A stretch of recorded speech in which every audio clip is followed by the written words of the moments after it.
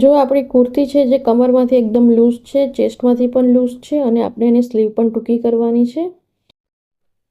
અને આપણી આ જે કુર્તી છે તેમાં નીચે બોર્ડર છે, એમ્બ્રોઇડરી છે, તેને પણ આપણે 3.5 ઇંચ જેટલી શોર્ટ કરવાની છે. તો જોઈએ આપણે કેવી રીતે કરીએ છીએ.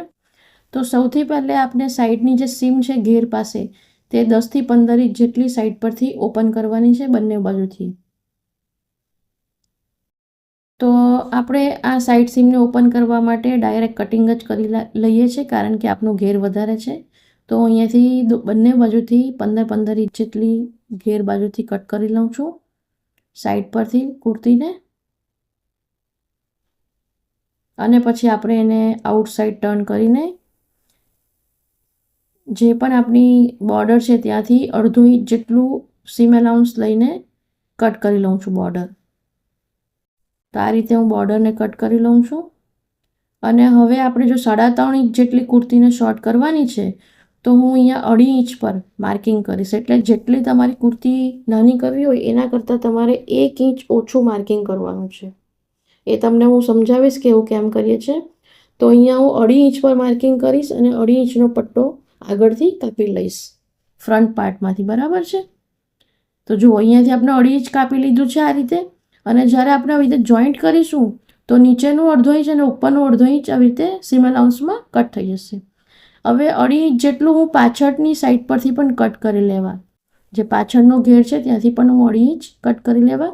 1 ઇંચ આપણે ફોલ્ડ કરવામાં જોઈશું એટલે બરાબર, એટલે 2.5 ઇંચ જેટલું આપણે કટ કરી લઈશું. હવે આ ફ્રન્ટ સાઈડ છે એની રાઈટ સાઈડની ઉપર આપણે આ રીતે બોર્ડરને રાઈટ સાઈડ ભેગું રહે એવી રીતે મૂકીને એક સ્ટીચ કરી દેવાની છે.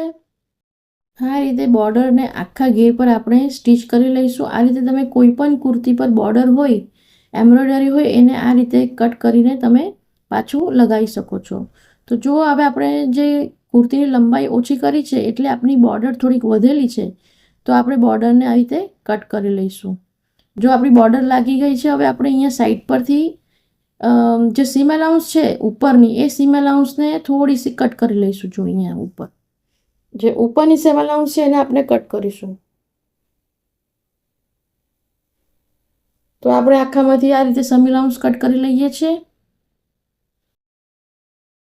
અને પછી આ રીતે એક વખત ફોલ્ડ કરીને એને એક સ્ટીચ કરી લઈશું આ રીતે. તો આ રીતે એક સ્ટીચ કરી લેવાની. પછી જે પણ સીમ અલાઉન્સ છે તે નીચેની બાજુ રાખવાની અને આ રીતે બોર્ડરને ફોલ્ડ કરીને ઉપર એક સ્ટોપ સ્ટીચ કરી લેવાની છે આપણે. તો આ રીતે આપણી બોર્ડર અટેચ થઈ ગઈ છે. જુઓ, પાછળથી પણ એકદમ ફિનિશિંગ આવેલું છે ને આગળથી પણ એકદમ ફિનિશિંગ સાથે આપણી બોર્ડર અટેચ થઈ ગઈ છે. હવે આપણે સાઈડ સીમને પાછી જોઈન્ટ કરી લેવાની છે આ રીતે.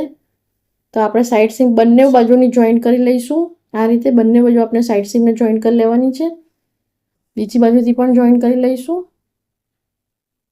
અને પછી આપણે જે પાછળની બાજુ છે એનો ઘેર આ રીતે એક સિલાઈ કરીને આવી રીતે ફોલ્ડ કરી દઈશું અને આખો ઘેર આપણે પાછળનો પણ સીવી લઈશું. તો જુઓ, હવે જે દોરી છે એક જ જગ્યા પર બંને દોરીને અટેચ કરેલી છે તેને આપણે કાપી લઈશું અને એક દોરીને આપણે સાઈડ પર લગાવીશું આ રીતે. તો આ રીતે હું અહીંયા દોરીને પહેલે પિનની મદદથી ફિક્સ કરી લઉં છું. તો જ્યારે આપણે બેક પર આપણે સાઈડ ફિટિંગ કરીશું ત્યારે આપણે આ પિનને કાઢી લઈશું. તો અત્યારે હું અહીંયા પિન લગાવી દઉં છું. દોરીને આપણે કમરમાં ફિટ કરી દઈશું આ રીતે. અને હવે બેક સાઈડ પર હું ટર્ન કરી લઉં છું અને અહીંયા આપણે જે પણ સ્લીવનું ફિટિંગ, ચેસ્ટનું ફિટિંગ, વેસ્ટનું ફિટિંગ કરવાનું હોય ત્યાં આ રીતે આપણે માર્કિંગ કરી લેવાનું કુર્તામાં. અને આ રીતે હું અહીંયા સ્લીવથી આર્મહોલ અને વેસ્ટ, ચેસ્ટ અને હિપ સુધી અને આ રીતે સ્ટીચ કરી લેવા બંને સાઈડ પર. અને જ્યારે આ બાજુ ફિક્સ કર્યા ત્યારે જે આપણે પિન લગાવેલી દોરી પર તે પિનને આપણે કાઢી લેવાની અને દોરીને આપણે કમરમાં આ રીતે મૂકીને સ્ટીચ કરી લેવાની. એટલે આપણી દોરી છે કમર પર ફિટ થઈ જશે. તો જો આપણી દોરી અહીંયા કમર પર ફિટ થઈ ગઈ છે. હવે સ્લીવને અહીંયાથી એક સીમ અલાઉન્સ રાખીને જે બોર્ડર છે તેને હું કટ કરી લેવા અને 1 ઇંચ જેટલું હું અહીંયાથી કટ કરી લેવા અને આ રીતે પછી બોર્ડરને લગાવી દઈશું ઉપર. તો અહીંયા બેક સાઈડ પર જો રોંગ સાઈડની ઉપર આ રીતે બોર્ડરને મૂકવાની છે અને પછી એને ટર્ન કરીને આઉટસાઇડ લાવવાની છે. તો પહેલે આપણે રોંગ સાઈડની ઉપર બોર્ડરને પણ ઉપરની બાજુ રોંગ સાઈડ રહી એ રીતે બોર્ડર મૂકવાની છે અને એક સ્ટીચ કરી લેવાની છે. અને પછી એને આઉટસાઇડ ટર્ન કરીને એક ટોપ સ્ટિચ કરી લેવાની છે. તો આ રીતે આપણી 2 ઇંચ જેટલી શોર્ટ સ્લીવ થઈ જશે. અને આ રીતે બીજી બાજુ પણ આપણે સ્લીવને કરી લઈશું. તો જો અહીંયા કમર પર દોરી લાગવાથી આપણી કમર જેટલી લૂઝ કે ટાઈટ આપણે પહેરવી હોય તે આપણે પહેરી શકીશું. ચેસ્ટમાંથી અને વેસ્ટમાંથી પણ આપણી કુર્તી ટાઈટ કરી લીધી છે. અને સ્લીવ પણ મેં 2 ઇંચ જેટલી શોર્ટ કરી લીધી છે. અને કુર્તીને મેં 3.5 ઇંચ જેટલી શોર્ટ કરી છે. અને આપણી એમ્બ્રોઇડરી છે જે ઘેર પર તે આપણી એવીની એવી જ રહી છે. તો આ રીતે તમે કોઈ પણ ઘેરવાળી કુર્તીને શોર્ટ કરી શકો છો. તો thank you for watching. Keep watching.